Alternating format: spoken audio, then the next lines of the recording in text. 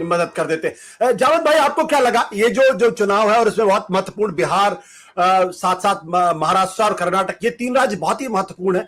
UP भी है महत्वपूर्ण, लेकिन जिस तरीके से जिससे भी बात करिए बिहार को लेके कोई अंतिम निष्कर्ष पर नहीं पहुंचने को तैयार है। महाराष्ट्र को लेके भी वही स्थिति है। कर्नाटक के बारे में कह रहे हैं कि वहां थोड़ी सी बीजेपी को स्थिति दिक्कत में पैदा हो सकती है। आपको ओवरऑल जो तीसरे चरण का जो मतदान था कैसा दिखाई पड़ा? ये उदासीनता क्यों दिखाई पड़ रही?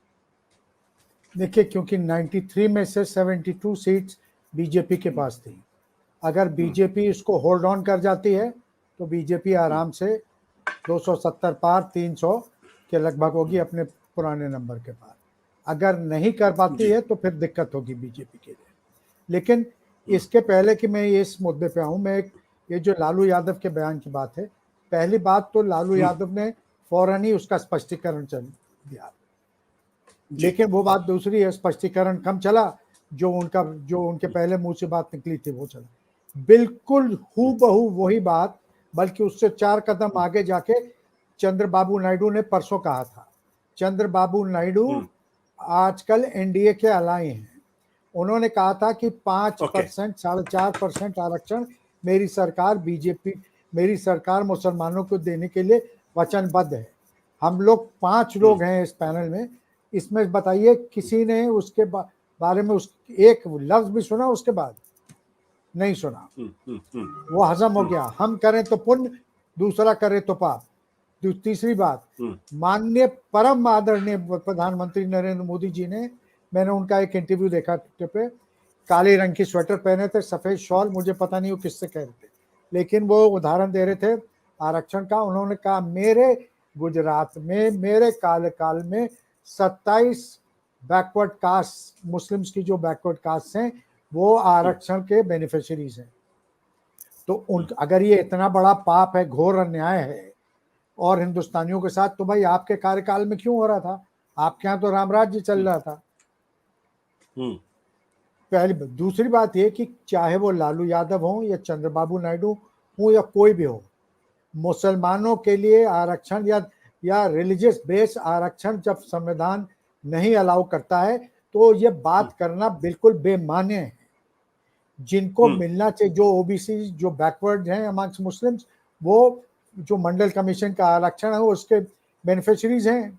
रिलीजियस बेस्ड आरक्षण संविधान नहीं अलाउ करता। आप ये करके मुसलमानों का फायदा नहीं कर रहे हैं, नुकसान कर रहे हैं।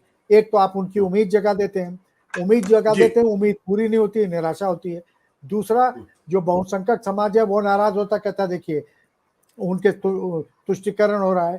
SC ST आदिवासी और जो हैं और जो ओबीसीज हैं उनको लगता है हमारे 27% में देखिए अमानत में खयानत होगी। तो ये जो फजूल बात है ये किसी को नहीं करना चाहिए। ये जो हमारी बिरादरी का जो दोहरे मापदंड है वो तो आपको मैं देखता हूँ, आप सुबह से एक चैनल से दूसरे चैनल, दूसरे चैनल से चौथे चैनल, और फिर रात में इसमें, तो हमसे बेहतर आप देख रहे हैं उन लोगों को झेल रहे हैं कि वो किस टाइप की पारदर्शिता और कितने इंसाफ की वो बातें कर रहे हैं। अब रही बात कि क्या होगा। अब क्या होगा ये कहना बड़ा मुश्किल है। वो लो वोटर टर्नआउट, कन्वेंशनल विजडम ये है कि हाई वोटर टर्नआउट का मतलब ये होता है कि लोग किसी के विरोध में वोट दे रहे हैं, सरकार को हटाने के विरोध में वोट दे रहे हैं। बीजेपी के लोगों से बात करिए तो कहते हैं भाई देखिए हम तो केडर बेस्ड पार्टी हैं, हमारे पन्ना प्रचारक हैं वगैरह वगैरह, ये हमारे वोटरों को तो लेके बाहर आ रहे हैं, ऑपोजिशन के लोग नहीं आ रहे हैं।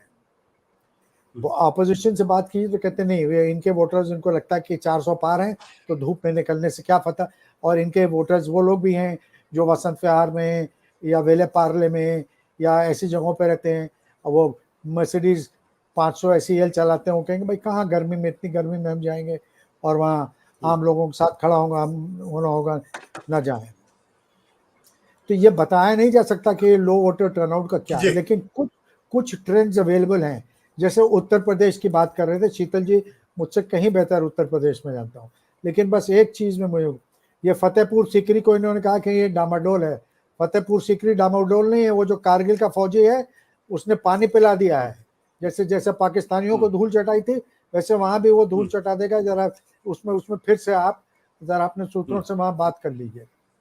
दूसरी बात ये कि पहली बार अखिलेश यादव ने थोड़ी समझदारी काम की, वहां पीडीए काम कर रहा है। अभी तक जितने टिकट बटे हैं उसमें से बहुत कम यादवों को मिले हैं।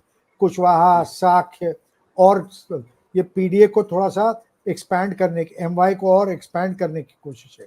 और अगर ऐसा होता है, उसमें सफलता मिलती है, तो फिर जी ये बीजेपी के लिए बड़ी परेशानी का बायस हो सकता है। क्योंकि अगर जो सबसे बड़ी पूंजी जहां है, अगर वहीं सेंध लग गई, तो फिर कहां से इसकी भरपाई होगी, मुझे तो नहीं समझ में आता। सत्य हिंदी का ऐप डाउनलोड करें गूगल प्ले स्टोर पर।